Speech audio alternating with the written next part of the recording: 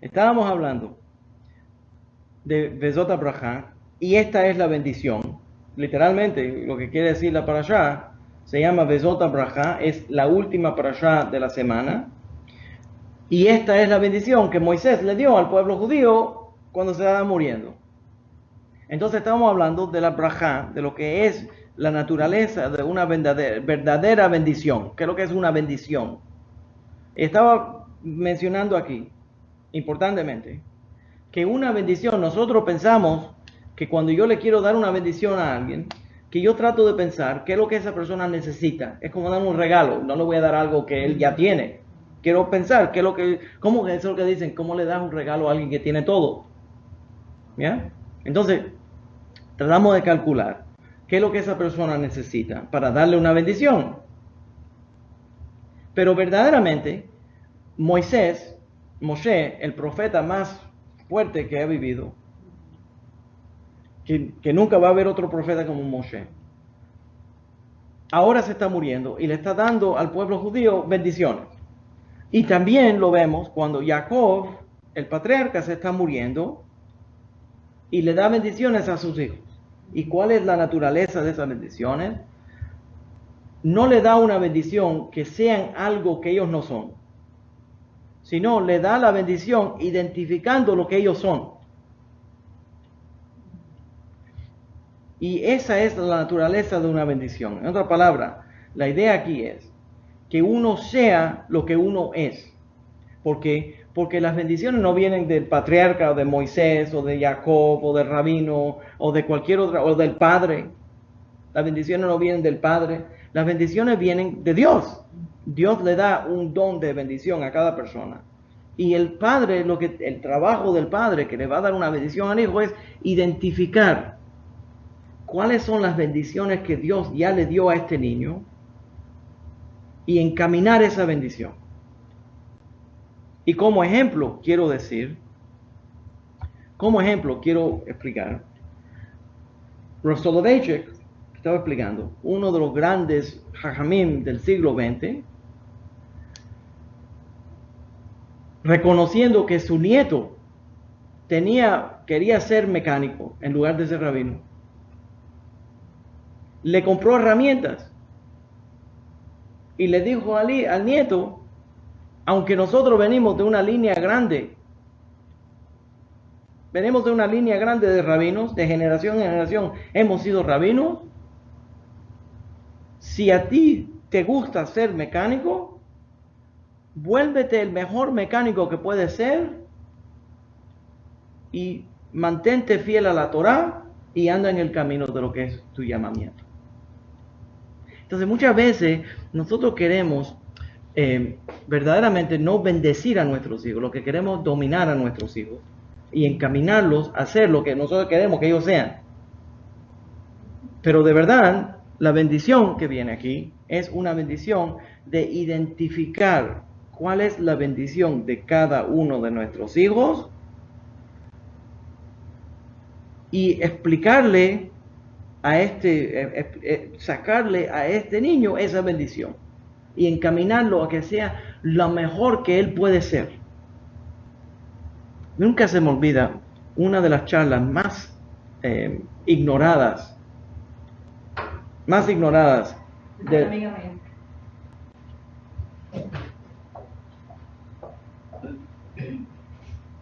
Ok, entonces Moshe, sabiendo que ya se está muriendo, empieza a darle esta bendición y a cada uno de las tribus le reconoce la bendición natural que es la bendición de cada una de esas tribus. Entonces él no le está añadiendo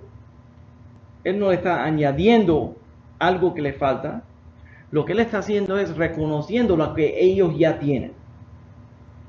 Pensando esto, me preguntaron que si yo traje al Dr. Katz, el gato mío. Porque una vez cuando yo estaba dando la clase, le voy a contar, vamos a tomar una pausa un momento,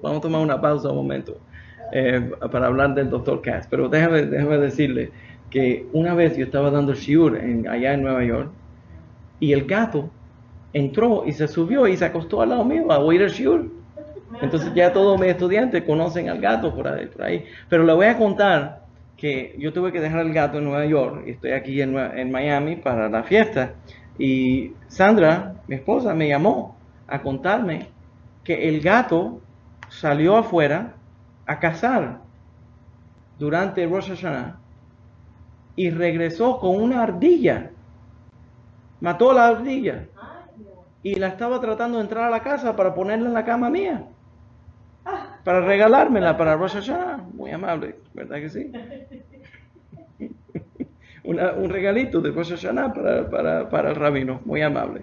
Pues entonces el doctor Katz no pudo venir, pero vamos a seguir aquí estudiando. Vamos a seguir estudiando Torah de todas maneras, con la debilidad de que no tenemos al gato con nosotros. Pues, ¿qué va a hacer?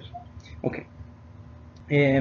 Para todos los que entraron mientras estábamos dando el shiur, no solamente tenemos dos plataformas abiertas, una es la plataforma de Skype y la otra la plataforma de Facebook Live, y gracias a Dios muchos nos están acompañando. Nosotros tenemos cada semana por Facebook solamente alrededor de 5,000 personas que participan en este shiur, ¿ya? Y muchos hacen preguntas. Ahora, porque algunos llegan un poquito más atrasados, quiero mencionar que quiero concentrar este shiur para el bienestar, la protección, la bendición de que Dios guarde mucho, protege mucho a todos nuestra Kehilá, especialmente con mucha preocupación para nuestros hermanos y hermanas que están en México con los terremotos que están afectando, y a todos nuestros hermanos en Puerto Rico que están muy afectados por los ciclones, y nosotros estamos muy preocupados por esas comunidades, pidiéndole a Kadosh Baruj Hu que tenga misericordia sobre ustedes, que los bendiga, que los guarde, que se ayuden uno a otro, que escuchen las instrucciones de las autoridades y se dejen guiar para proteger la vida, sumamente importante, y que este año sea limpio ahora después de esto, y que sigamos adelante con mucha bendición. Les pido que digan amén. Pues entonces, Moshe, seguimos aquí en nuestra onda. Seguimos aquí en nuestra onda. Ya explicando lo de los Dr. Katz, ya dándole la bienvenida a todo el mundo. Vamos a seguir. Famosamente, hay un pasuk, un versículo que nos llama la atención, y nosotros empezamos a hablar de este pasuk, nada más para todos nuestros hermanos que nos acompañan aquí. Nosotros empezamos a hablar de este pasuk aquí en esta sinagoga anoche, sábado por la noche, y voy a repetirme un poco, pero voy a entrar a otro tema un poquito más. Torah Tzivah Lanu Morashá Kehilat Yaakov. La Torah que nos encomendó, que nos mandó Dios por medio de Moshe, es una herencia. La palabra es Morashá, una herencia para la congregación de Jacob. ¿Ya? Torah, Tzivah, la Torah que nos mandó Moshe, Morashá, Kehilat Jacob. Se forma una discusión en el Talmud. ¿Cómo nosotros interpretamos el versículo Torah, Tzivah, Lanu Moshe, Morashá, Kehilat Jacob? Primeramente, de ahí nosotros aprendemos el concepto de los 613 mitzvot, como ya expliqué ayer, pero tenemos una nueva. La palabra Torah, por medio de gematría, déjame explicar lo que es gematría. Hay una tradición que las letras en hebreo equivalen a números. Entonces, hasta cierto nivel, uno puede estudiar toda la Torah por medio de la numerología que viene por la Torah. En los niveles cabalísticos, estas serían las fórmulas matemáticas que Dios usó para crear el mundo. Entonces trabaja no solamente en una forma profética, sino también en una forma matemática y científica. Entonces, en esas fórmulas, la Torah representa y también comunica ideas que son cabalísticas por medio de la, y filosóficas por medio de la gematría. Déjame dar un ejemplo. La palabra teva, que es naturaleza, la naturaleza, equivale al mismo número que Elohim. Entonces Dios se manifiesta por medio de la naturaleza. Ese tipo de idea se va presentando en la gematría, y hay muchos estudios de la Torá basados en los mensajes que se pueden estudiar por medio de la numerología que se presenta en la Torá. ¿Se entiende la idea? Entonces, la palabra Torá equivale en números a 611. De acuerdo con el Talmud, entonces, como dice el pasuk, Torah Tziva Lanu Moshe Morashah Kehilat Jacob, la Torah que Moisés recibió es una herencia que Moisés nos dio, es una herencia para la congregación de Jacob. Eso quiere decir que la palabra Torah, si equivale a 611, más los dos primeros de los 10 mandamientos que nosotros recibimos directamente de Dios, eso equivale a 613.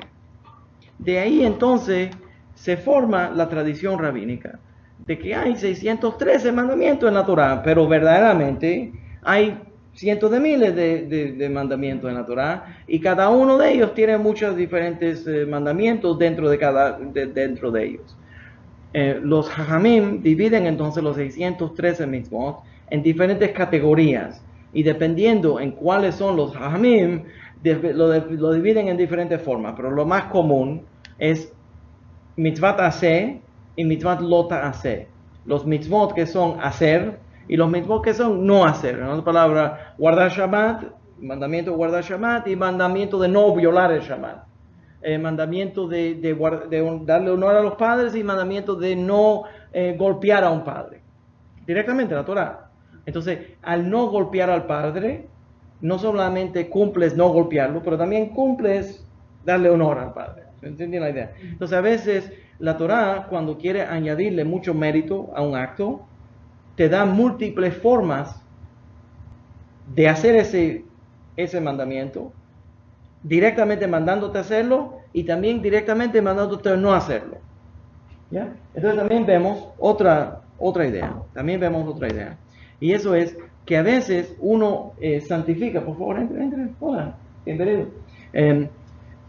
Que a veces uno santifica las cosas en la Torá directamente actuando con ellas, interactuando con ellas. Le voy a dar un ejemplo en un momento. Y en otras ocasiones uno santifica las cosas no actuando con ellas, no interactuando con ellas. Por ejemplo, cuando uno entra al supermercado, entra a Publix, y le paso por al lado a la carne trefá, un bistec riquísimo de esos de los que venden ahí. Vamos a invitar a güey. Mira, una tienda que están vendiendo bistec trefá. Al no comérmelo, ya yo lo santifiqué, porque se volvió esa carne un objeto de completar una mitzvah en que yo no me la comí, como la Torá dice que no voy a hacerlo. Entonces a veces nosotros le añadimos kedushá, esto es muy importante la idea, le añadimos kedushá a las cosas haciéndolas, y a veces le añadimos kedushá no haciéndolas. ¿Te entiendes la idea? ¿Cómo lo de la carne? ¿Ah? ¿Cómo lo de la carne? Óyeme bien, oye esto.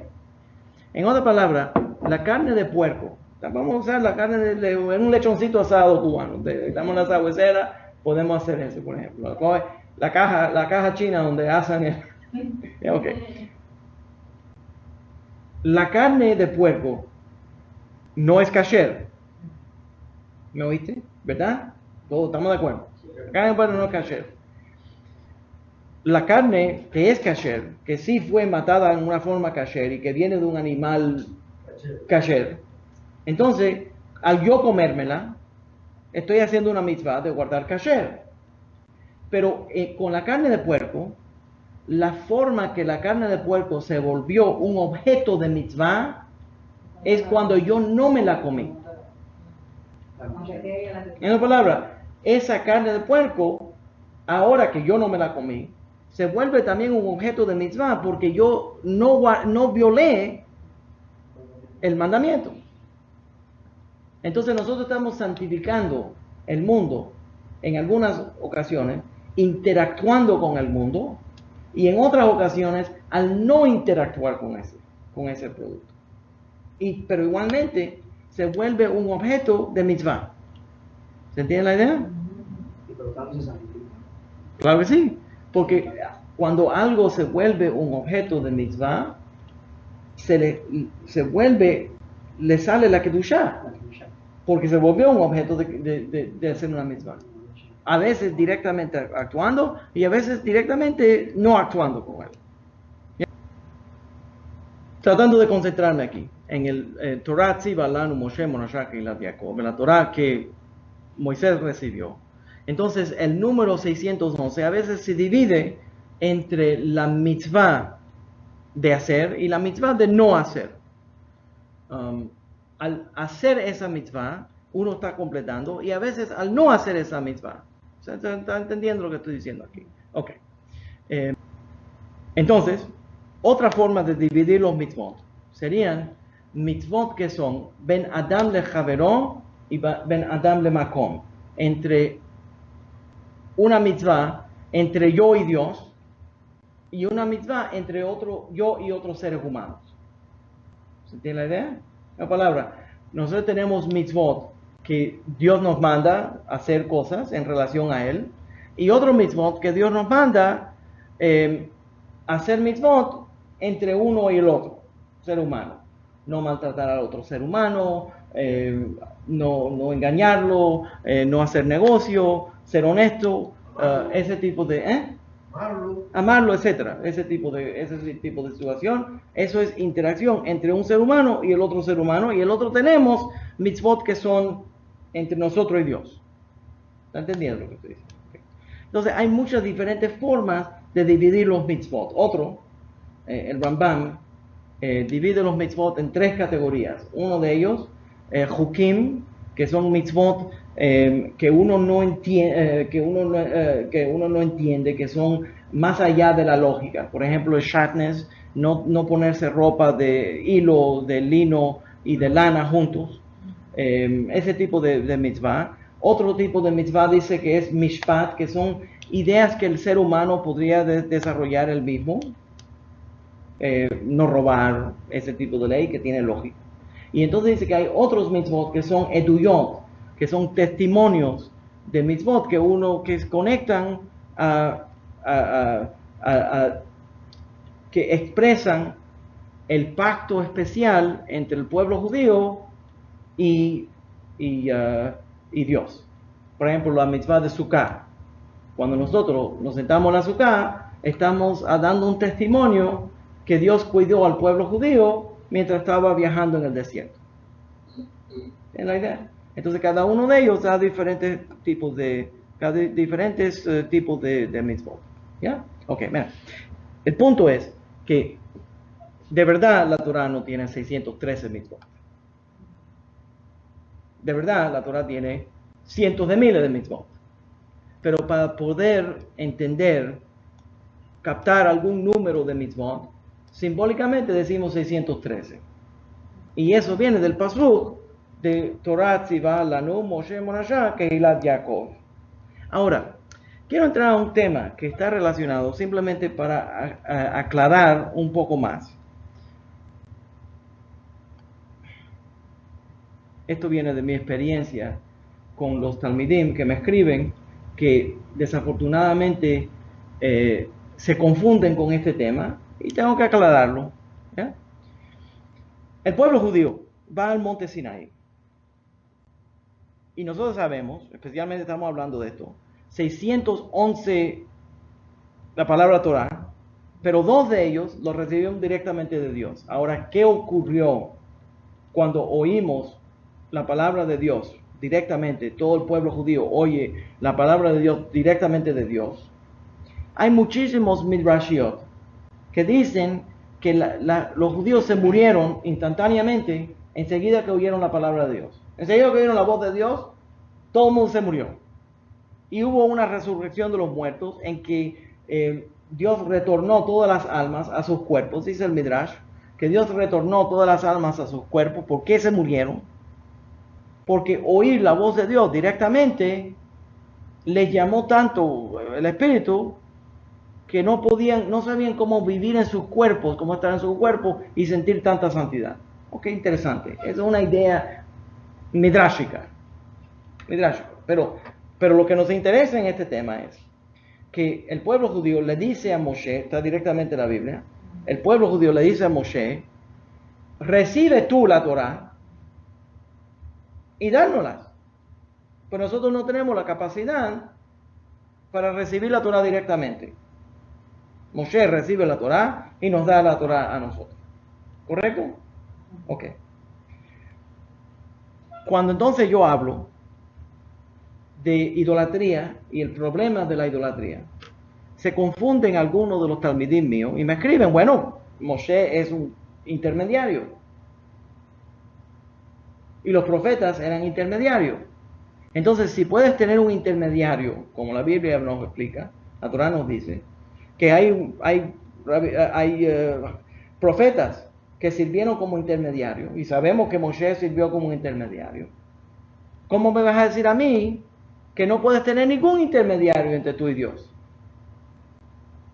Entonces la respuesta del judaísmo es que Dios usa un profeta para comunicarnos a nosotros sus deseos, pero es prohibido creer que la única forma que yo puedo hablar con Dios es por medio de un intermediario.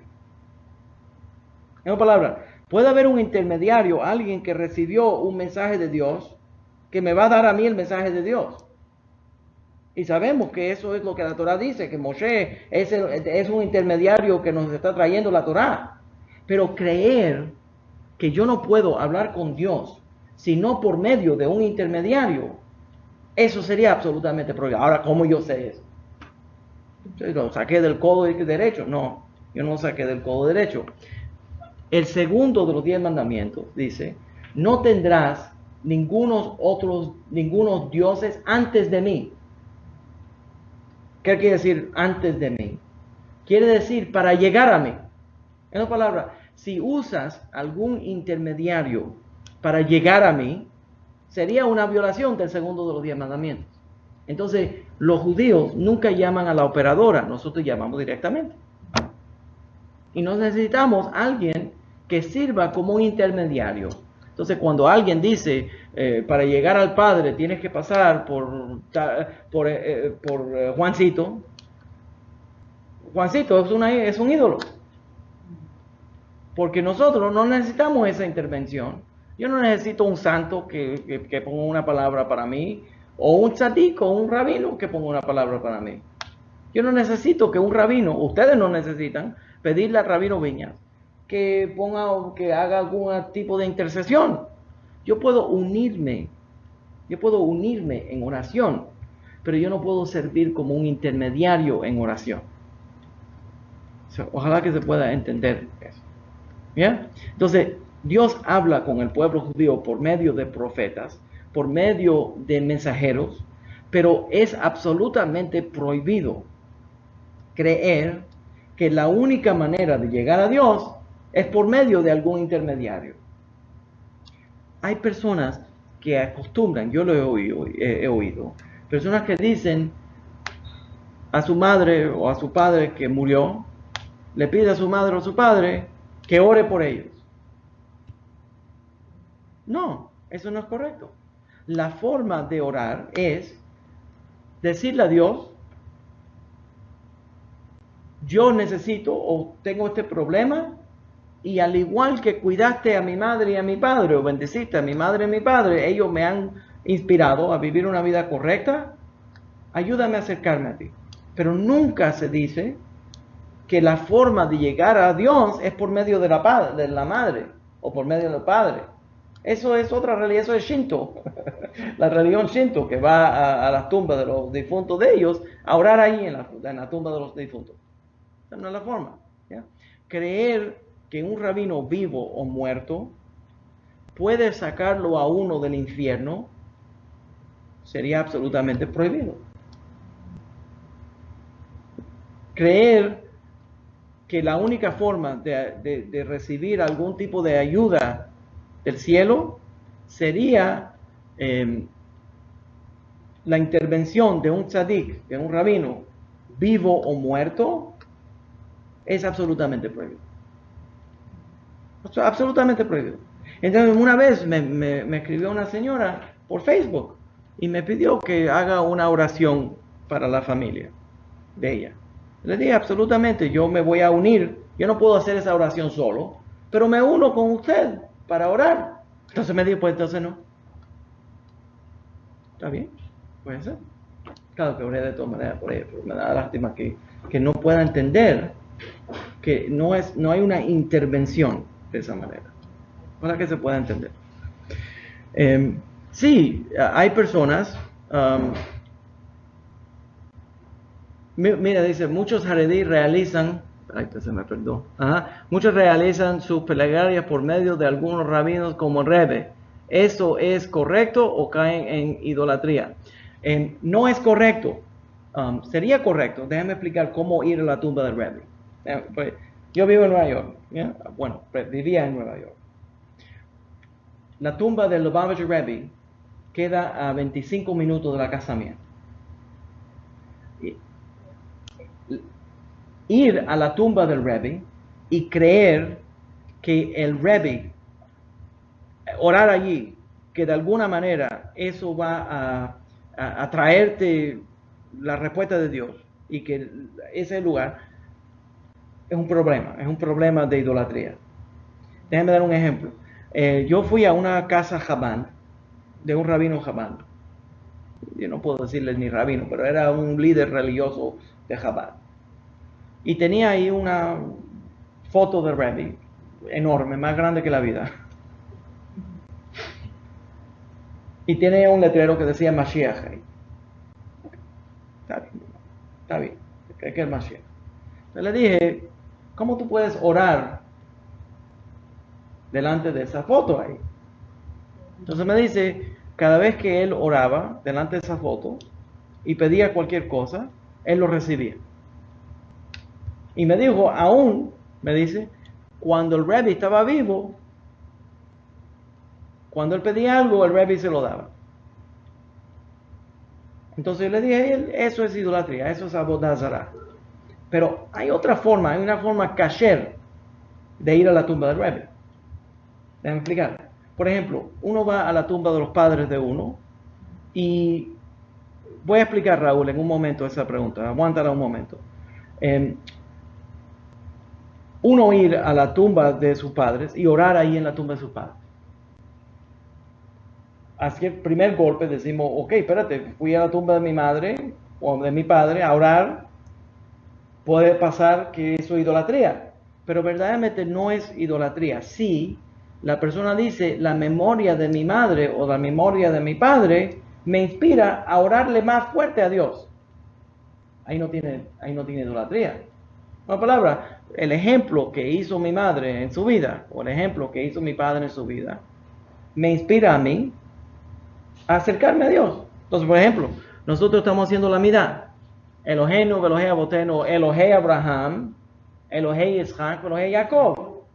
No quiere decir que nosotros estamos pidiéndole a Jacob o a Israel o a Isaac o a Abraham que interceden por nosotros.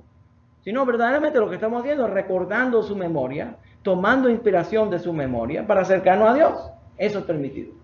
Entonces, una persona que vaya a la tumba del Rebbe, o cualquier otro Rebbe, y diga, ok, este fue un gran maestro de Torah,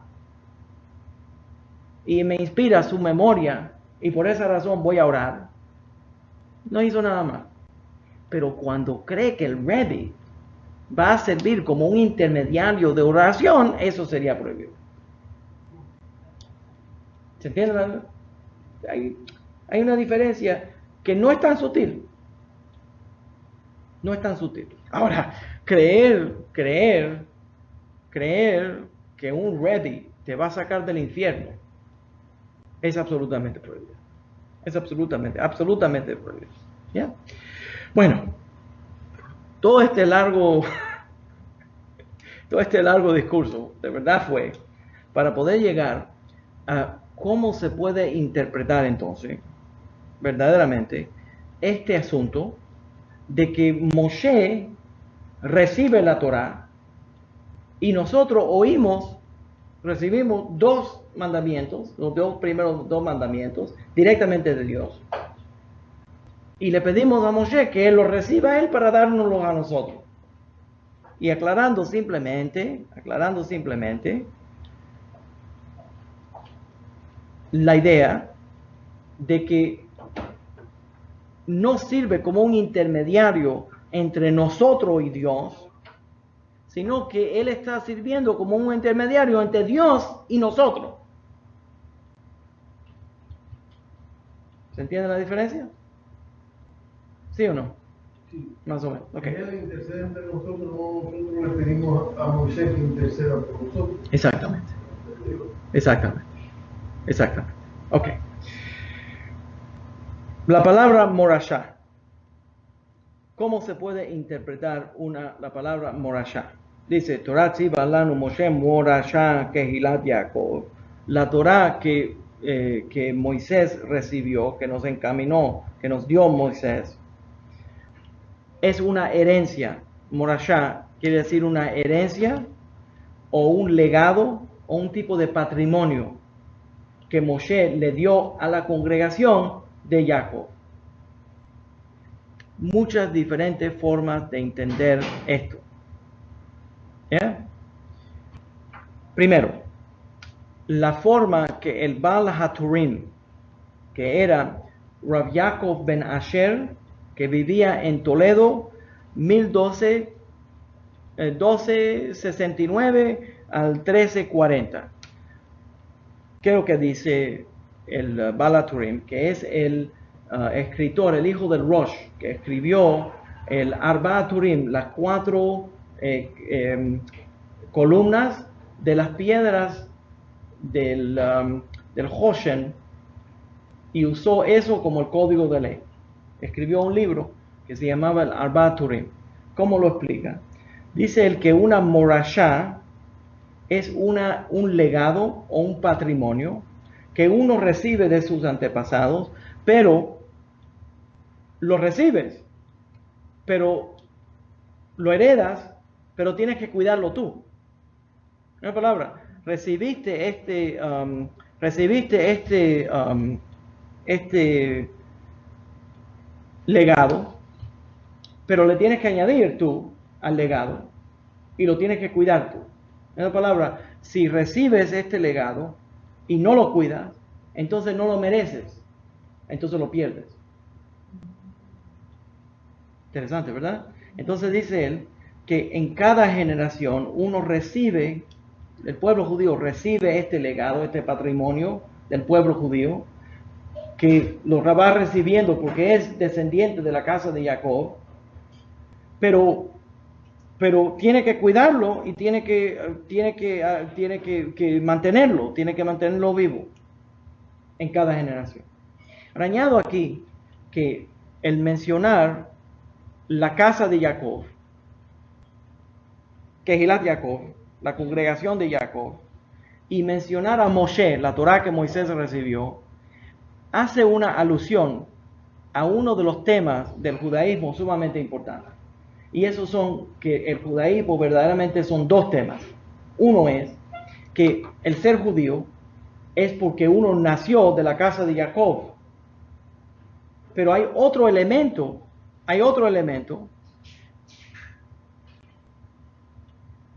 que dice que es la Torah, el legado que Moshe nos dio. Entonces, ser judío verdaderamente tiene dos partes. Uno es nacer de la casa de Jacob y el otro es lo que nos dio Moisés. Entonces, Torah Tzivah Lanu Moshe Morashá Kehilat Jacob nos está hablando verdaderamente de los dos niveles de ser judío. Uno es que viene de la casa de Jacob, el otro es que aceptó el mensaje de Moisés. De ahí se forma una serie de preguntas. Que de dónde viene el judaísmo. Una palabra. ¿Cuándo empieza el judaísmo? ¿Empezó con Abraham? No. Abraham no era judío. Abraham era un hebreo porque cruzó el río. Es un ivrí. Cruzó el río. entró a la tierra prometida. Es el fundador del pueblo que se van a volver los judíos. Pero entonces, ¿cuándo empieza el judaísmo? Y la mayor parte de los jajamim me explican que el judaísmo comienza cuando Moshe recibe la Torá y nos las entrega la Torá y nos explica cómo funcionan las leyes de la Torá. ¿Se entiende esa idea?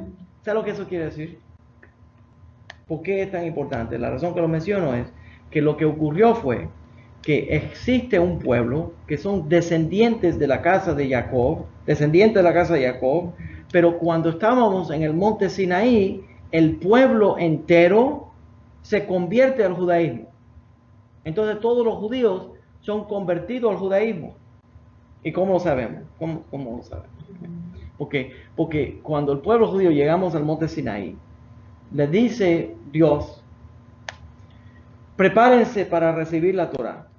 Ahora sabemos nosotros que para poder llegar al monte Sinaí, para poder salir de Egipto, todo judío, todo hombre judío, descendiente de la casa de Jacob, porque todavía no habíamos recibido la Torá, nos dice que tenían que circuncidarse para poder participar en el Korban Pesach, en el sacrificio de Pesach. ¿Ok? Se circuncidaron. Salieron de Egipto. Llegamos al monte Sinaí. Y Moisés le dice al pueblo judío que Dios le avisó que se bañen, que se laven y se preparen, que en estos 3 días van a recibir la Torá. De ahí nosotros aprendemos que ellos fueron al mikvah. Se purificaron, entraron al mikvah. Entonces ya tienen la circuncisión, ya tienen la purificación del mikvah, y entonces tienen la aceptación de la Torá. Y esas son las 3 partes de una conversión moderna. La descendencia de Abraham. Eran descendientes de Abraham, pero de todas maneras se convirtieron. Right? Aceptaron la Torá. Entonces, todas las personas que nacen o no nacen de la línea de Jacob pasan por esas 3 partes. Si es un hombre, circuncisión, entrar al mikvah y aceptar la Torá. Ese es el proceso de la conversión. Entonces los judíos se convirtieron al judaísmo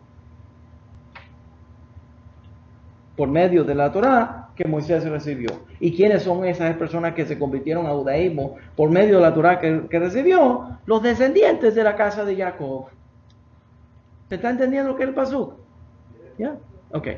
Otra forma que la Torá no nos dice, okay, para que no digan que yo nada más doy un ejemplo, porque dicen, pues le sale muy barato si la sale, tengo que darle muchos ejemplos, para que entiendan. Entonces, mira,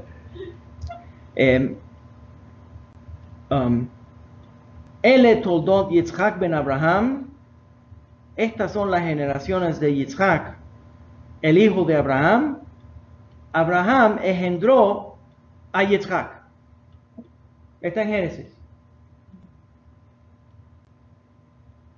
Mira, primero me dice que estas son las generaciones de Yitzhak, que es hijo de Abraham. Y entonces me dice que Abraham engendró a Isaac. ¿Por qué me tienen que decir que Abraham engendró a Isaac si él es hijo de él? Ya me dijiste que era hijo de él. ¿Por qué me tienen que decir? Y este es el hijo de Abraham y Abraham fue su padre. ¿Qué tipo de pregunta es esa? ¿Qué tipo de cosa es esa? Entonces de ahí nosotros aprendemos que Yitzhak no era solamente hijo de Abraham a lo físico, sino que era hijo de Abraham a lo espiritual. Ismael era hijo de Abraham en lo físico, pero no en lo espiritual. Entonces cuando la Torá habla de Ismael, dice que Ismael era descendiente, era hijo de Abraham, pero no dice que Abraham engendró a Ismael. Entonces, nada más tuvo hijo, era hijo de él en la forma física, pero también Yitzhak era hijo de él en la forma física y también en la forma espiritual. Entonces, hay 2 formas de ser hijo de Abraham. Una forma sería ser hijo de Abraham directamente por nacimiento, como Ismael. Otra forma es ser hijo de Abraham por nacimiento y por la espiritualidad, por la filosofía de Abraham. Y el otro es ser hijo de él por la filosofía, por el espíritu. Y por esa razón, cuando alguien se convierte, le dicen, ven Abraham. Porque quiere decir que es descendiente de Abraham en una forma espiritual. ¿Está entendiendo lo que estoy diciendo? ¿Ya? Entonces, el judaísmo tiene dos niveles de compromiso. Un nivel de compromiso es el compromiso que es físico y el otro es el compromiso que es espiritual. El compromiso físico es ser descendiente de la casa de Jacob y el compromiso espiritual es aceptar, si va a aceptar lo que Moisés dijo. ¿Entiende? Ahora, pregunta. Llega un judío de nacimiento que practica otra religión. Ha dejado el judaísmo y se volvió a otra religión. Eso pasa. ¿Sabes que 50% de las personas en los Estados Unidos que son budistas son de origen judío? Interesante, ¿verdad? Una palabra, la comunidad de budistas en los Estados Unidos, 50% son judíos de nacimiento. Ahora, llega este judío, Goldberg, llega Goldberg, y se volvió un cristiano, se convirtió al cristianismo. Por ejemplo, el cardenal de París, cardenal Lustiger, descendiente, hijo de judíos, cuyos padres murieron en los campos de concentración franceses, cogieron a sus 3 hijos, pusieron, esto es verdad ocurrió, pusieron a sus 3 hijos en la casa de vecinos para salvarle la vida. Cuando terminó la guerra, el holocausto, se fueron la familia, los que sobrevivieron, los dos de los hermanos de él, se fueron para los Estados Unidos a vivir con su familia judía en los Estados Unidos, y él decidió, que se volvió cardenal, decidió quedarse como miembro de la Iglesia Católica. Pero los padres son judíos, tan judíos que más murieron en los campos de concentración. Ahora pregunto, ¿cuenta esa persona para el minyan o no cuenta para el minyan? No cuenta. ¿Tú ves? Por eso que yo abro, por eso que abro el tema. ¿Cuenta o no cuenta para el minyan? Ahora vamos a entrar a eso. En la mayor parte, los Ashkenazim, en el movimiento ortodoxo, enseguida responden como usted respondió. Y eso es, bueno, él es judío, automáticamente cuenta para el minyan. Pero verdaderamente, de acuerdo con el Rambam, de acuerdo con Maimónides y todos los poskim sefaraditas, nosotros respetamos las decisiones de los demás. Si él no quiere ser judío y quiere practicar otra religión, vete. Pero no vas a contar para el minyan. Y no solamente no vas a contar para el minyan, déjame decirte que parte de su penalidad es que cuando se muera, nosotros no vamos a hacer luto por él. Y cuando se muera no vamos a decir Kadish por él. Y no lo vamos a enterrar en un cementerio judío. Porque no es judío. Entonces, qué interesante. Nada más lo menciono porque es parte del tema aquí. No, porque yo quiero decir que es como que le llegó el llamado, ¿no? Como decir, despertó. Por eso te digo. ¿Qué quiere decir despertó? Que como que su alma ya digo, no, yo no voy a seguir.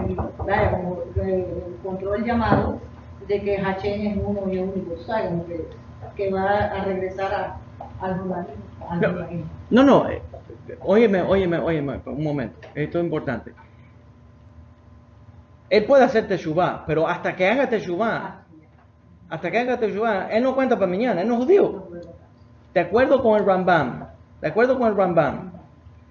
si él no hace teshuvá, si él no retorna al judaísmo, él no es judío.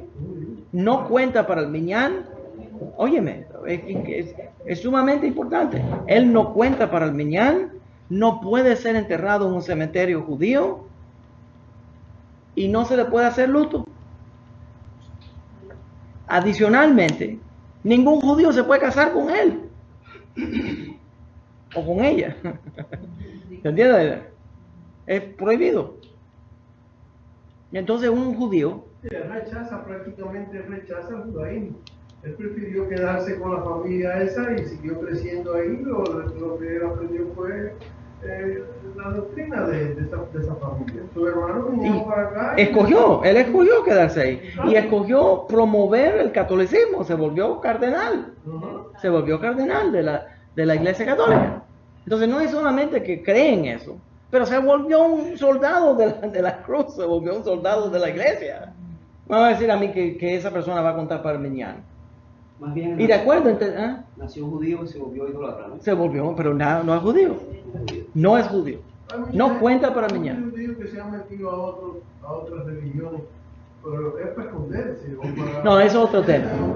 Ese es otro tema. Ese es otro tema. Eso es simplemente para salvarse la vida. Pero en este caso, ese hombre cree en la religión que él estaba promoviendo.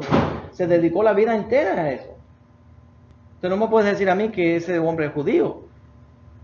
¿Sí? Entonces es interesante que ahora, entonces si un judío puede volverse un gentil, obviamente un gentil se puede volver un judío. ¿Se está entendiendo? Es lógico. Ahora, interesante que el Rambam, Maimónides, que es la posición separadita, Maimónides dice que una persona que viene, que se fue de su propia comodidad, no porque fue forzado, no porque tenía miedo que le iban a matar o porque lo torturaron y querían forzarlo a vivir de esa manera, tuvo que cambiar de religión por la fuerza, sino un judío que de su propia voluntad se fue a convertirse a otra religión y luego se arrepienta. Luego se arrepiente y quiere retornar. ¿Sabe lo que dice el Rambam? Que tiene que entrar a las aguas, a entrar al Mikvah, a retornar al judaísmo. Ahora, la mayor parte... Como nuevo. Ahora, la mayor parte de los... para rechazar lo que dejó, para rechazar lo anterior y retornar al camino. Ahora, interesante, la mayor parte de otros dicen que no, que bueno, por lo menos que haga teshuvah y simplemente retorne a la vida judía. Pero Rambam dice que no, que tiene que convertirse. ¿Interesante? Ahora, ¿qué quiere decir eso? Porque a mí me interesa tanto el tema. Por la razón de que los Anusim son descendientes de la casa de Jacob. Son Kehilat Jacob. Ustedes que están conmigo, los Anusim, las personas que fueron forzadas a convertirse a la religión cristiana durante la Inquisición, y nosotros somos descendientes de judíos que somos descendientes de judíos españoles, que ahora teníamos una identidad falsa cristiana, católica, y entonces al fin evangélica, y entonces bueno, cambiando, todo esto es diferente, pero es una identidad falsa. Nosotros somos Kehilat Jacob, somos la congregación de Jacob, somos de la línea de Jacob, somos Zera Jacob, somos la semilla de Jacob, venimos de la línea de la congregación de Jacob. Ahora lo que nos falta es aceptar la Torah de Moshe. Entonces para mí este pasuk, lo que pueden entender, para mí este pasuk, Torah Tziva Lanu Moshe Morashah Kehilat Jacob, es muy específico a los Anusim. Recuerden que son descendientes de la congregación de Jacob y acepten la Torah que Moisés le dio al pueblo judío. ¿Se entiende? ¿Ya? Ok. Entonces Moshe entra a todas las diferentes bendiciones. Le da una bendición a Reubén y a Yehudá, que van a tener una vida completa, que van a tener una vida en este mundo y también en el próximo mundo. ¿Qué quiere decir esto de una vida en este mundo y también una vida en el próximo mundo? En ese área quiero entrar un momento. Por la razón de que muchas personas no entienden cierto enfoque del judaísmo. Saludos, yo estaba aquí soltando y no podía. Bienvenido. ¿Ariel? Daniel, bienvenido. Muchas personas se han acostumbrado tanto al enfoque religioso que tiene que ver con la salvación. El paraíso o evitar ir al infierno, ser salvo del infierno y todo ese tipo de cosas. Que se creen que la religión siempre tiene que ver con algo que va a ocurrir en el futuro. Ahora, en mi humilde opinión, tiene mucho sentido que los líderes religiosos promuevan mucho esta idea de la salvación en el próximo mundo. Porque cuando parece que el próximo mundo es tan bueno que cuando la gente se muere nunca regresan a avisarnos lo bueno que está. Entonces, como nadie puede decirle a ese líder religioso, mira, me engañaste. Nadie regresa de la tumba a decirle al líder religioso, me engañaste. Entonces, buena idea. No hay forma de comprobar si lo que te estoy diciendo es verdad o no. ¿Estás entendiendo? Entonces, el judaísmo no es una religión que se pasa la vida hablando del cielo, o hablando del paraíso, o hablando de evitar el infierno, o de todo lo demás que tiene que ver con esas ideas que vienen del próximo mundo. El judaísmo tradicional tampoco se enfoca la vida en hacer los mitzvot para que venga el Mashiach en el día cuando venga el Mashiach. El judaísmo no es una religión mesiánica a donde hacemos los mitzvot para que venga la salvación al mundo. Nosotros hacemos los mitzvot porque Dios nos mandó a hacerlo. Y nosotros creemos que el hacer los mitzvot tiene una recompensa, ambos en este mundo y también en el próximo.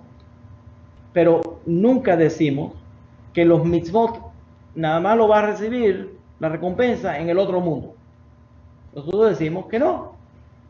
El segundo párrafo del Shema dice, Vehaya im Shamoa, y será que cuando entras a la tierra de Israel, cuando entras a la tierra y estés viviendo en la tierra, y haga los pactos, haga los mandamientos que Akadosh Baruj Hu te manda, que va a caer lluvia a su hora correcta, las fincas van a producir y todo el mundo va a estar mejor. Ahí también dice, y si no lo haces, Haz v'shalom, si no lo haces, entonces va a recibir castigo. El mundo no va a dar fruto. En otra palabra, nosotros creemos, y parte de la fe, y el Rambam, el Maimónides, explican los 13 principios de la fe, que una de las bases del judaísmo es creer que Dios recompensa por el bien que nosotros hacemos y castiga por el mal que hacemos. No solamente en el otro mundo, pero en este mundo. En este mundo. Entonces nosotros recibimos recompensa por los bienes en este mundo y también en el próximo. Entonces, nunca nosotros decimos que todo lo que nosotros estamos haciendo es para evitar algún tipo de situación que pueda ocurrir en el próximo mundo para evitar el infierno. Nunca vas a oír a un rabino auténtico hablando de la salvación para el próximo mundo, de evitar al infierno y de ir al cielo. Entonces, por esa razón, mucha gente se confunde y se creen que el judaísmo tradicional no cree en el infierno, o que no cree en el cielo, no cree en el paraíso, no cree en Gan Eden. Incorrecto, eso también es incorrecto. No, el judaísmo tradicional sí cree en el infierno y sí cree en el cielo. Nosotros creemos, es parte de la fe del judaísmo, creer que en el próximo mundo hay una recompensa por los bienes que uno hizo y una recompensa negativa por los males que uno hizo. Ahora, la pregunta tradicional entonces dentro del judaísmo es, si hay un infierno y hay un castigo por los males que uno hizo, si ese castigo es eterno, si el infierno es eterno o si hay un paraíso que es eterno también. ¿Cómo se puede entender esta cosa? Entonces, hay diferentes opiniones dentro del judaísmo. ¿Qué es un castigo en el infierno? Y cómo funcionan estas cosas. ¿Ya? Pero nunca se puede decir que el judaísmo no cree en el infierno. Por la única razón que existe el concepto del Gehenna es de nosotros. Nosotros fuimos los que presentamos lo que es un Gehenna. Entonces, hay un proceso en general, el proceso en general, la idea más aceptada dentro del judaísmo es que hay un proceso de limpieza en este mundo y también en el próximo mundo por los pecados que uno hace. Ahora, en general, los males que uno sufre le da a uno la oportunidad para autoanalizarse. Estamos en el periodo de Teshuvah, para autoanalizarse y decir, tal vez yo debería hacer algunos cambios en mi vida para mejorar mi vida, para andar en el camino de lo que Dios desea para mi vida. Entonces eso se llama el proceso de Teshuvah. A veces uno sufre y ese sufrimiento lo motiva a uno y dice, debería de coger otro camino y hacer otra cosa con mi vida. Ese es uno. Ahora, eso es una cosa que toma mucha madurez espiritual, porque la gente no quiere confrontar que tiene que hacer cambios en su vida. ¿Ya? Eso es difícil. Pero la idea aquí es que hay un proceso de limpieza que ocurre en este mundo y también en el próximo. Entonces, cuando la persona se muere, en su mayor parte, en el judaísmo, se dice que se puede pasar por la limpieza de Gehenna. La limpieza de Gehenna, en la mayor parte, es una confrontación en el próximo mundo que le causa dolor al alma, tener que tener la experiencia de pasar la vergüenza de que no cumplió lo que podría haber cumplido. La palabra, aquí nosotros no vemos todo el potencial de lo que podemos hacer. Pero en el otro mundo, vemos el potencial. Wow, mira cómo malgasté mi vida persiguiendo este pecado, en lugar de usarlo para hacer el bien. Y esa vergüenza, ese dolor, le causa dolor al alma, y ese es el proceso de la purificación en el otro mundo. Después de un periodo de tiempo, entonces la persona, cuando ya confrontó esos males, entonces puede entrar a Gan Eden, al paraíso que es el mundo espiritual. Pero ese proceso también lo experimentamos actualmente en este mundo. Exactamente. Porque, por ejemplo, cuando uno comete un pecado y sabe que ha hecho un pecado, muchas veces incluso quiere hacer como hizo Adán, esconderse de Dios. Exactamente. Y eso te trae convicción más propia de poder tú acercar a Dios. ¿Ve? Por ejemplo, yo en mi caso, cuando cometo un error, ¿ve? Lo reconozco y me entristezco por dentro de mí mismo. Exactamente. ¿Ve? Y otra cosa también, hay sufrimientos que vienen a la vida de los seres humanos, pero si tú tienes a Dios en tu corazón, Dios te da también la fuerza y el poder a sobrepasar ese dolor. Sí, exactamente. Esa es mi experiencia personal. Yeah. Cada vez que yo caigo, hago para acercarme más a Dios. Exactamente, eso es lo que estamos hablando. Exactamente lo que estamos hablando. No, palabra, le da la bendición a Reubén y Yehudá de tener una vida completa en este mundo y también en el otro. Entonces, en este mismo mundo, nosotros tenemos esa misma experiencia. Exactamente lo que está diciendo. Había una pregunta. ¿Es necesario que toda alma pase por esa purificación para llegar al Gan Edén? ¿O hay almas de Jajamín, de Sadik, que no pasan? Bueno, déjame aclarar una cosa. Ahora voy a tener que desviar un momento a explicar. No me molesta. Ahora tengo que entrar a explicar lo que es un tzadik. Y tengo que como siempre, termino teniendo que ser honesto. Yeah.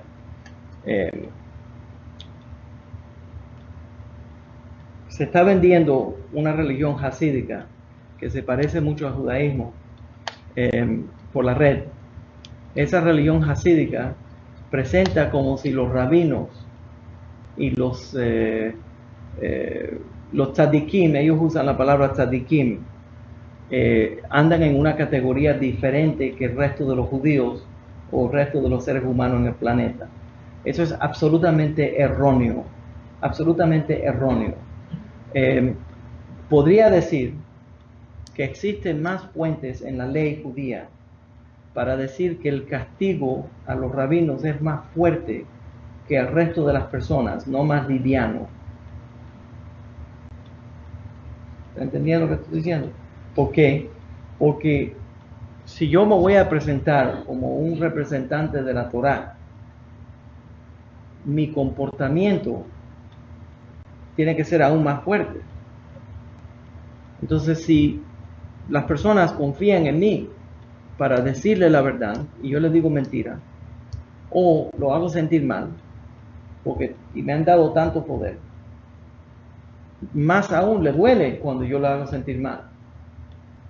Entonces, existe más posibilidad de que es aún más difícil para un rabino o alguien que le dieron tanto poder que lo llamaron un tzadik, en esa terminología, aún no recibir castigo. ¿Entiendes lo que estoy diciendo? Ese es el número 1. Número 2, yo quiero identificar lo que es un tzadik desde el punto de vista de la filosofía sefaradita. Un tzadik es una persona que lucha con su deseo del Yetzer Hara.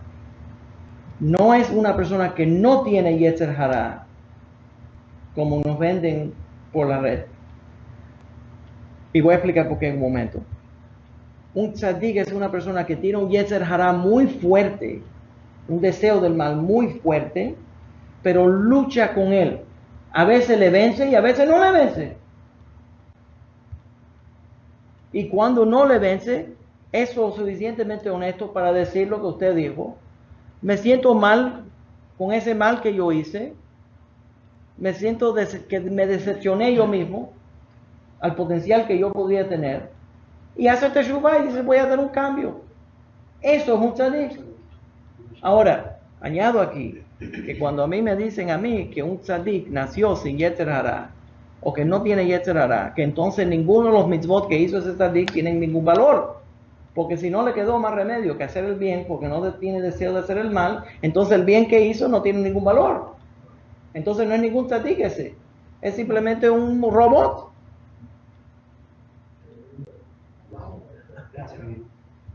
Aclarando eso. All right.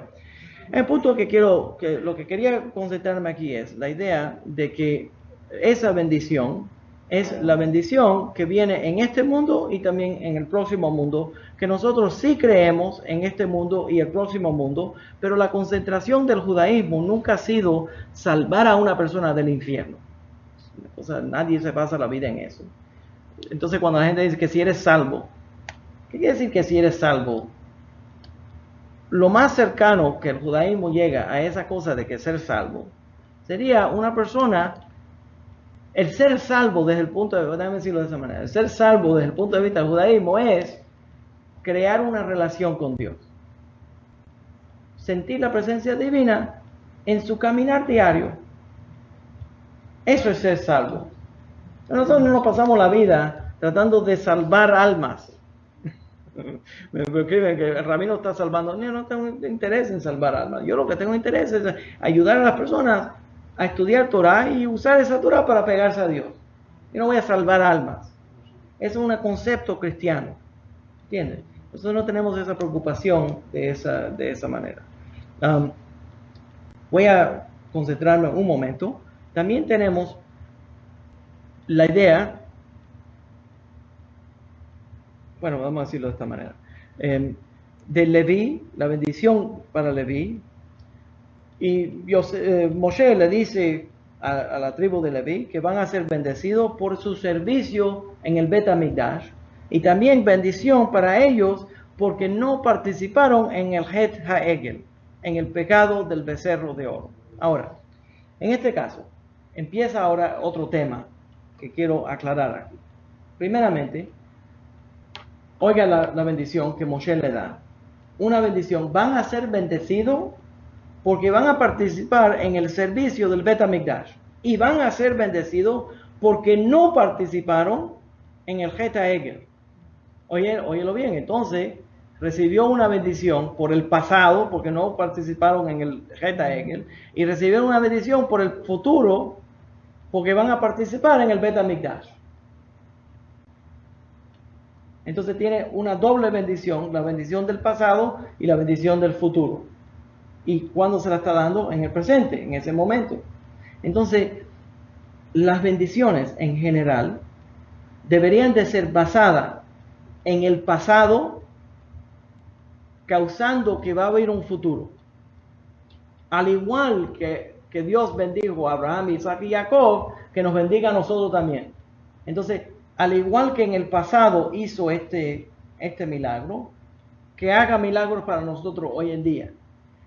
Cuando encendemos las velas de Hanukkah, Sheasa Nisim Labotenu Bayamim Ahen Basman Hazeh, que hizo milagros para nuestros antepasados en este día y ahora también. Y ahora también. Al igual que hizo para nosotros en el pasado, también haga para nosotros en el futuro. Entonces, el pasado le causa una influencia al futuro y nosotros lo que hacemos es que buscamos las bendiciones que estaban en el pasado para usar esas bendiciones que estaban en el pasado para influenciar el futuro. Al igual que Dios bendecía al pueblo judío en tiempos antiguos, que siga así también bendiciéndonos a nosotros en el futuro. ¿Ya? Entonces, basado en el pasado, uno puede predecir lo que va a ocurrir en el futuro, ¿verdad? Entonces, ¿cómo funciona la Teshuvah? Porque si en el pasado yo hice muchísimos pecados, ¿qué va a venir en el futuro? Y si está negativo el pasado y se mantiene negativo el pasado, no hay forma de que venga una bendición. Entonces, la única forma de interrumpir esa maldición que podía venir producto del pasado, Haz Shalom, sería transformarlo por medio de la Teshuvah y entonces usar el pasado como una inspiración que causó la Teshuvah, que entonces causó una bendición. Pero todo lo que va a ocurrir en el futuro está influenciado directamente por el pasado. Otra forma creativa de decirlo, ¿ya?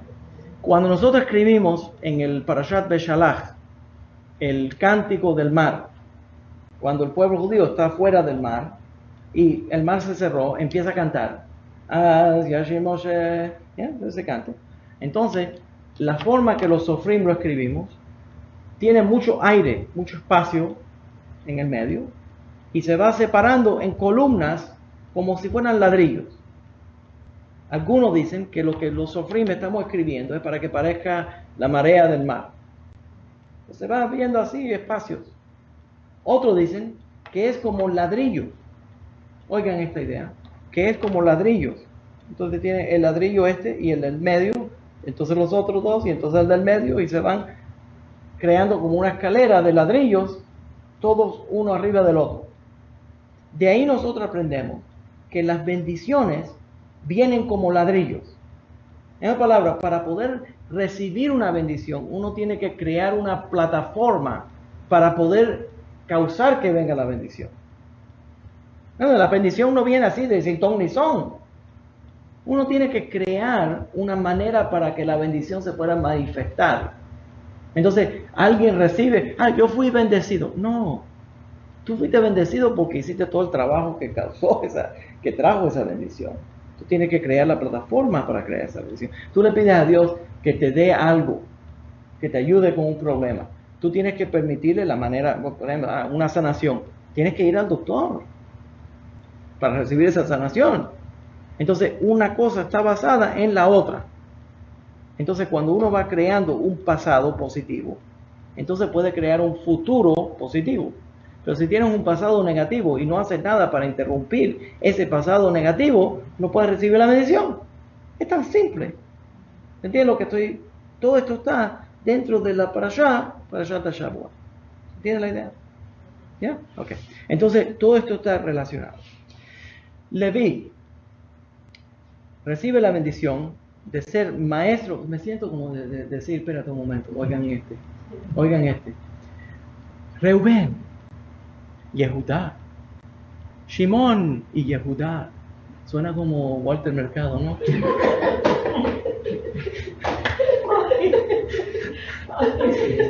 Benjamín, tú eres maestro de Torah. No,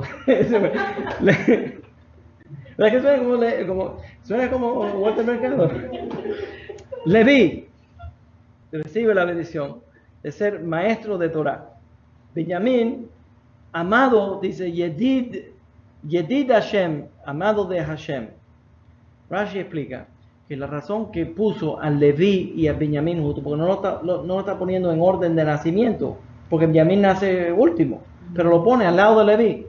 Entonces, la razón que dice ahí es, dice Rashi, que lo puso junto porque los levitas van a servir como los sirvientes en el sagrado templo, y el sagrado templo va a estar en el territorio de Benjamín. ¿Se acuerdan? Uno de los eventos más dramáticos en la Torá. Está bueno. Uno de los momentos más dramáticos en la Torá es el encuentro entre Yosef y Benjamín. Ahora, después de hablarle a Benjamín, describe primero Leví. Moshe le dice la bendición de Leví, y la bendición es que van a servir en el sagrado templo. Y entonces le dice la bendición de Benjamín, y lo llama Yedid Adonai, Yedid Hashem. Entonces ahora dice Yosef. Entonces está completamente fuera de orden, porque tienes Rubén, Shimon, Leví, Yehudá viene próximo, Isachar y Zebulún, y entonces al final viene Yosef y Benjamín, pero ahora lo movió para poner a Yosef junto con Benjamín, pero puso a Benjamín antes de Yosef, y Benjamín nació después de Yosef. Entonces, ¿por qué lo ponen en esa orden? ¿Ya? Entonces, para entenderlo, vamos a hacer un rewind, a regresar al evento, uno de los eventos más dramáticos de la Torá, cuando Yosef está viviendo en Egipto y se reúne con Benjamín por primera vez. Entonces, de ahí, ustedes conocen ese momento, a donde Yosef se echa a llorar y se caen sobre el cuello uno del otro y lloran profundamente por este reencuentro. La Mesorá, la tradición nos dice a nosotros que la razón que estaban llorando, la razón que empezaron a llorar fue porque cuando Yosef vio a Benjamín, recibió un don profético y vio que se iba a establecer el sagrado templo, el Bet HaMikdash, se iba a establecer en la porción de Benjamín, donde cae Jerusalén está en la porción de Benjamín, el territorio de Benjamín, y vio que se iba a destruir el templo de la porción de Benjamín, y le causó mucho dolor saber que a Benjamín, que es la personificación de todo el territorio de Benjamín, el hombre Benjamín es la personificación de todo el territorio de Benjamín y de toda la tribu de Benjamín, que iban a sufrir este terrible ataque de los romanos que iba a destruir el sagrado templo. ¿Y por qué entonces lloró Benjamín? Porque el Mishkan, el tabernáculo de Shiloh, se iba a establecer en la porción de Yosef. Oigan esto, es tremenda idea, que se iba a establecer el Mishkan Shiloh en el territorio de Yosef, y para poder construir el sagrado templo en el territorio de Benjamín, se tuvo que desconstruir el Mishkan Shiloh que estaba en el territorio de Yosef y mover todos esos objetos sagrados del territorio de Yosef para el territorio de Benjamín. Y cuando Benjamín ve eso, le da lágrimas, le da tristeza ver que su ganancia vino a costilla de la pérdida de su hermano.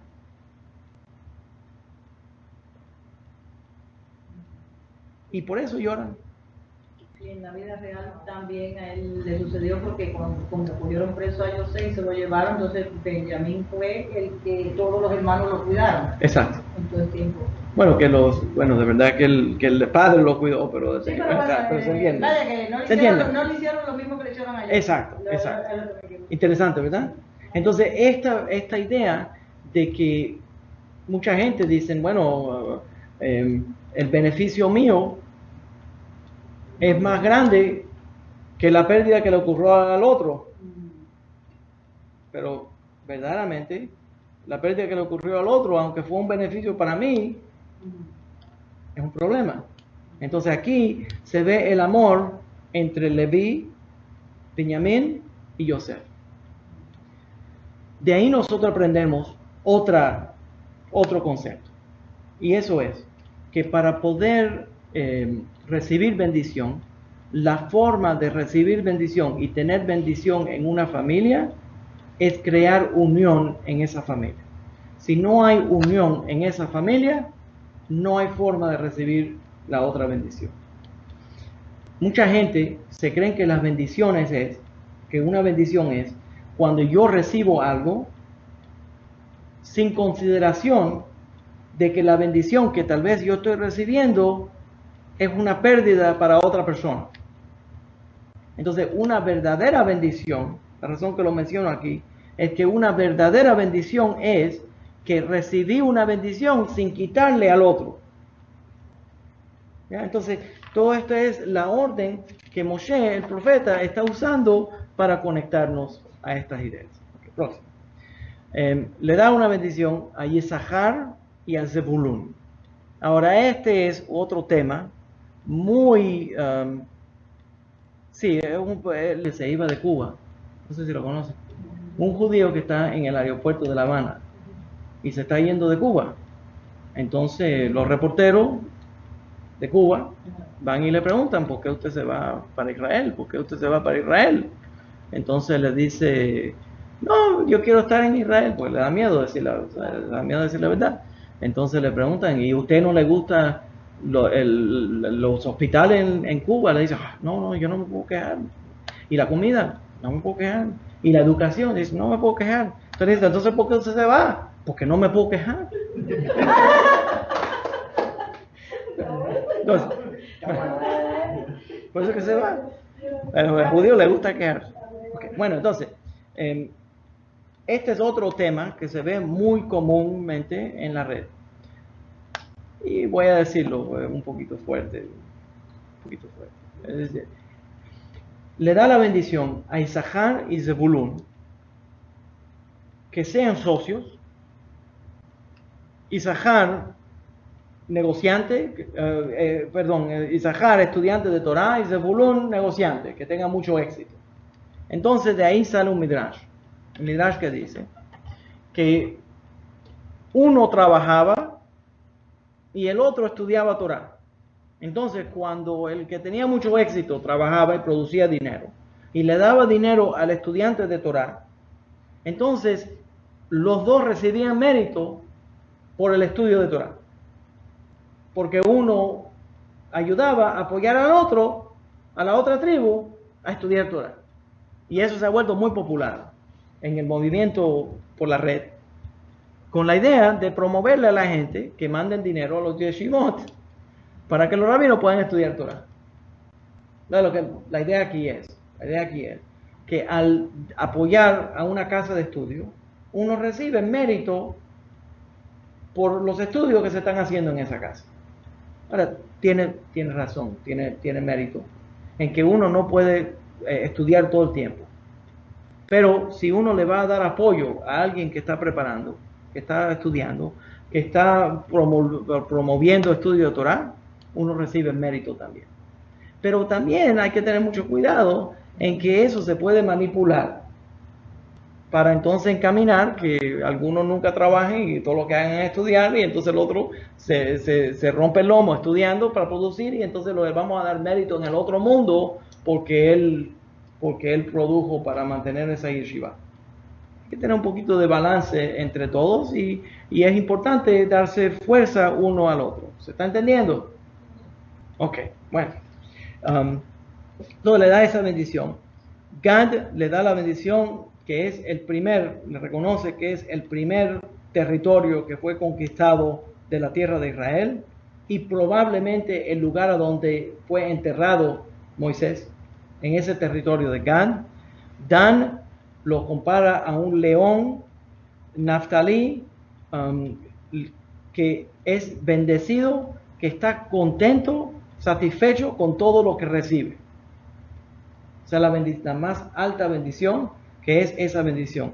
Interesante que el Isahar en la bendición de Jacob es bendecido como un burro de cargo. un burro cargando cosas pesadas. Y en esta bendición es bendecido, de nuevo, en la misma tipo de bendición, como un estudiante de Torah. De ahí los hajamim, nos recordamos uno a otro, que si quieres ser verdaderamente un estudiante de Torah, un maestro de Torah, date cuenta que eres un burro. Los rabinos tenemos que tener en mente que somos burros, ¿sí? Y que eres un burro que acumuló muchos libros, pero no eres un genio, simplemente estás cargando mucho arriba de tu espalda. Esto no es porque tú eres inteligente, es porque esos libros tienen mucho peso. Entonces, cuando acumulaste todos esos libros, eres un burro todavía, pero simplemente acumulaste mucho peso. ¿Tienes la idea? Es interesante la idea.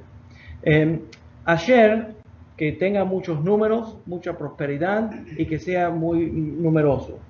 Y final, entonces, Moshe termina las bendiciones con alabaciones a Dios.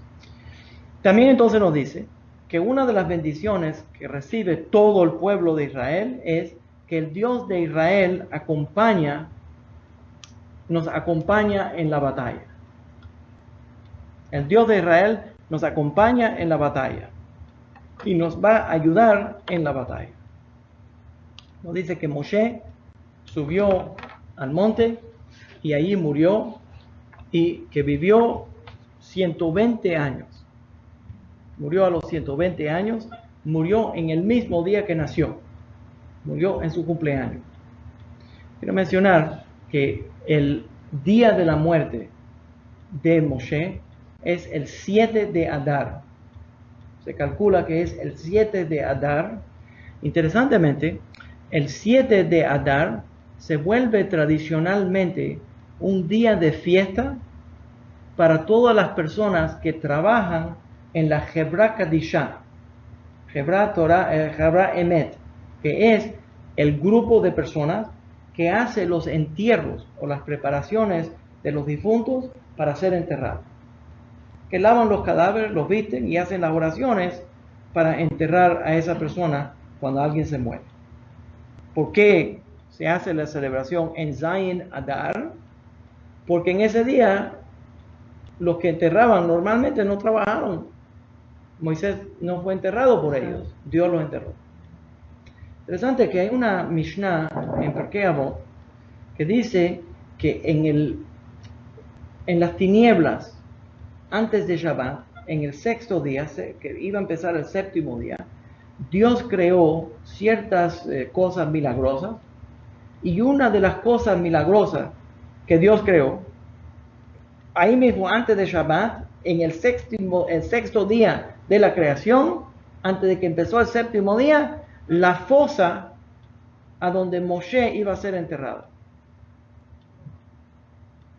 Esa fosa milagrosa, de donde Moshe iba a ser enterrado, que se abrió para enterrar a Moisés sin la ayuda de nadie, y Dios lo enterró. Interesante que la Gemara, el Talmud dice que la razón que Moisés tuvo esa bendición de que fue directamente enterrado por Dios y nadie más lo enterró, ningún humano enterró a Moisés, pero sabemos que murió y que está enterrado. La razón fue porque cuando el pueblo judío estábamos saliendo de Egipto, Moisés le dice que Dios le dijo que vayan a colectar el oro y lo que los egipcios le debían. Entonces los judíos salieron por todo Egipto, recolectando todo el pago que parece el reparations, como dicen en Estados Unidos. Las reparaciones le pagaron oro y diamantes y cosas preciosas y se fueron forrados, se fueron llenos de dinero de Egipto. Okay. ¿Qué es lo que estaba haciendo Moshe? Moshe fue a la tumba donde estaba enterrado en el Nilo Yosef, hizo una oración para sacar el sarcófago de Yosef y se encargó a la salida de Egipto de mantener la promesa, el juramento que el pueblo judío le había dado a Yosef, que cuando nos vayamos de Egipto, nos íbamos a llevar los huesos de Yosef. Y por cuidar y atender a los huesos de Yosef, que cruzaron con nosotros todo el desierto, que cruzaron el río Jordano y entraron a la tierra de Israel y fueron enterrados en la tierra de Israel, los huesos de Yosef, por atender a los huesos de Yosef, el mérito de él fue que Dios mismo le atendió los huesos de él. ¿Interesante? Añado que nosotros no sabemos a dónde está la tumba de Moshe. Y la Torá nos dice que Dios escondió la tumba de Moshe a propósito. ¿Por qué escondió la tumba de Moshe? ¿Por qué escondió la tumba de Moshe? Para que nadie vaya a la tumba de Moshe a orar allí a Moisés. Ahora, queda pendiente entonces la pregunta. Si los rabinos somos maestros de la filosofía de Moshe, entonces ir a la tumba del rabino lo encuentro interesante. Entonces, no puedes ir a la tumba del maestro, pero puedes ir a la tumba del segundo maestro. Encuentro interesante. ¿Ya? Ok. Punto lo más importante aquí es que el pueblo judío hace un luto por Moshe 30 días. 30 días hace un luto. Ahora nosotros entonces, por medio de toda esta Torah, cuando se murieron diferentes profetas y patriarcas, se ven diferentes números, se ven diferentes cantidades de luto. En algunos de los casos, la Torá nos presenta un luto de 7 días. En otros casos, nos presenta un luto de 30 días. Y en otros casos, nos presenta un luto por un año entero. De ahí nosotros aprendemos, los halajot, las leyes de Abelut, de cómo hacer un luto. Primero, el luto de 7 días, que es el luto de Shiva. Segundo, dentro de esos 7 días entran dentro de 30 días, que es el Sheloshim, que son los 30 días de luto, y entonces esos 30 días caen dentro del año entero de luto. Y todo esto es basado en las enseñanzas que están dentro de la Torah. Entonces, todas esas expresiones de luto se aprenden que vienen dentro de la tradición judía de Shiva y de 30 días y de un año entero de luto, cada una modificada en diferentes formas, diferentes niveles, con diferentes estilos de luto, tiene una base bíblica presentada por medio de la Torah. ¿Está entendiendo? Ok. Un pedacito más y ahí con eso voy a terminar, voy a tomar algunas preguntas, ¿sí?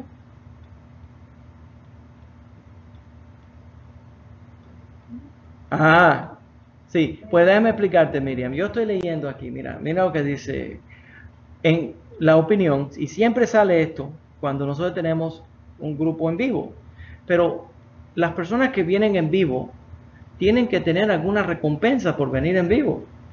Entonces la pregunta es que si las personas que están en vivo no deberían de hacer preguntas hasta que todo el mundo pueda hacer preguntas. Entonces le digo, no, pero esa es la recompensa de ellos por venir en persona. Yeah. Ok. Tiene que tener ellos tienen que tener yo tengo que tener alguna razón, algo que les tengo que ofrecer a la gente. Ok, bueno.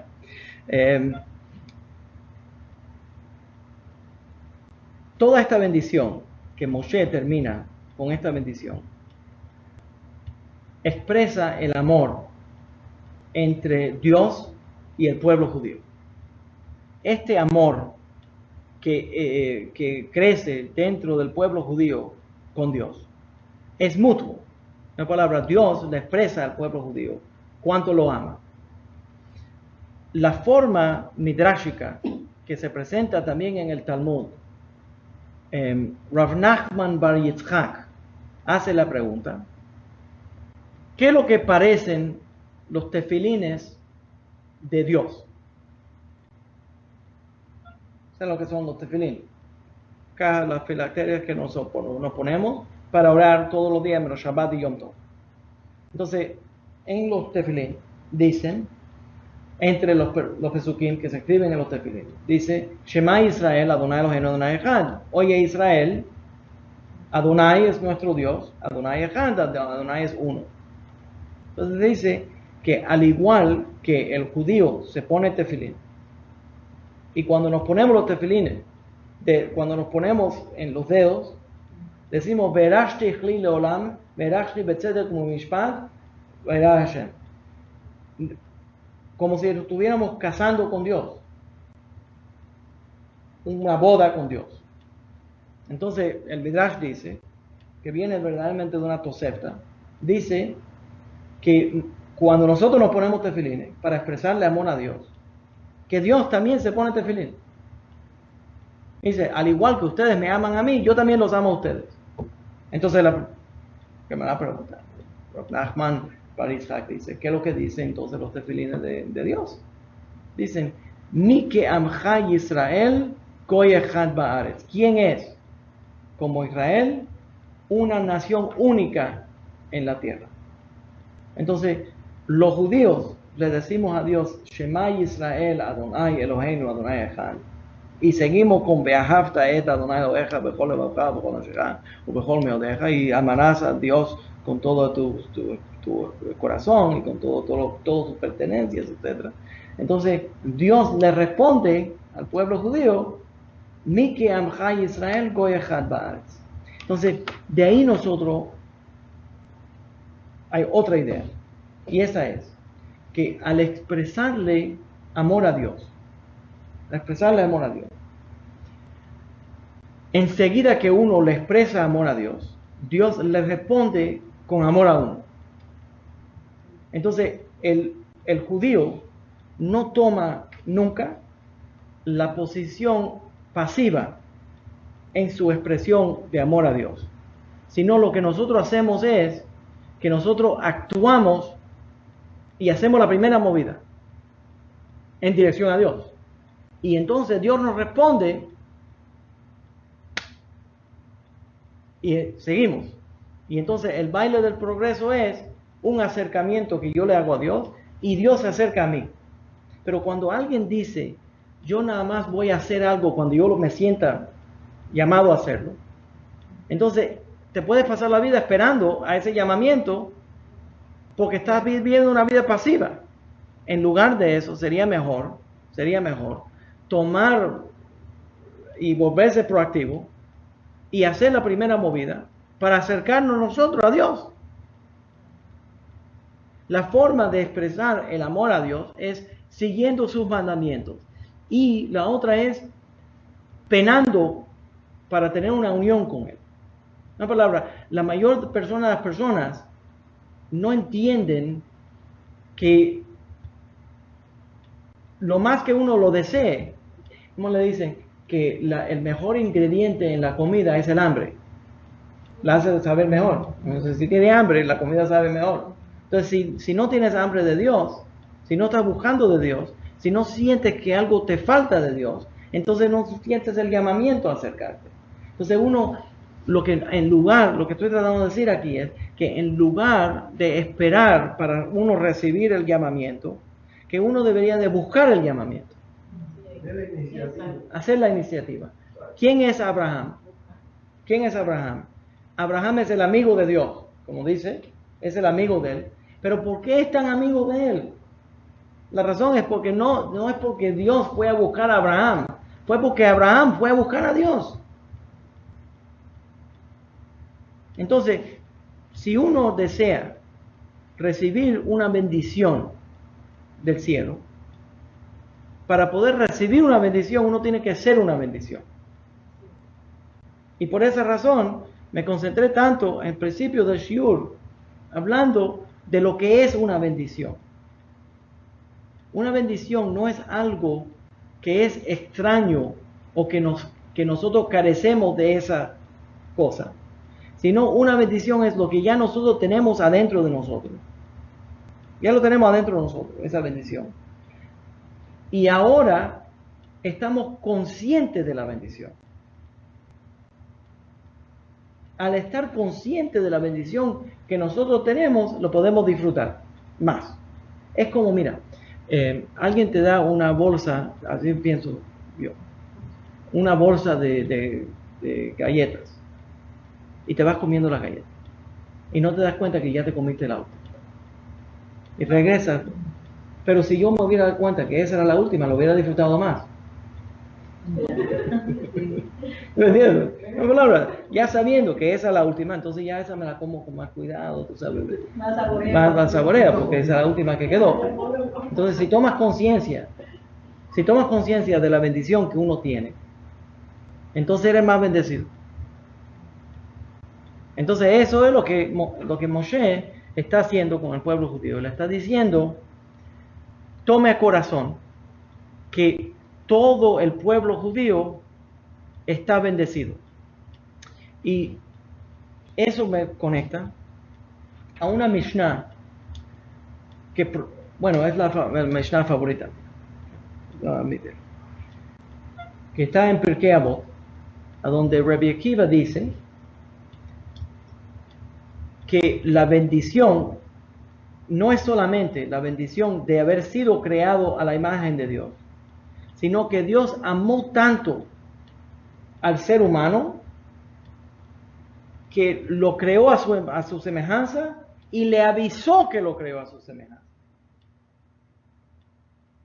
No es solamente que amó tanto al ser humano que lo hizo a su semejanza, pero lo amó tanto que le avisó que fue creado a su semejanza. Escucha por qué lo voy a decir en un momento.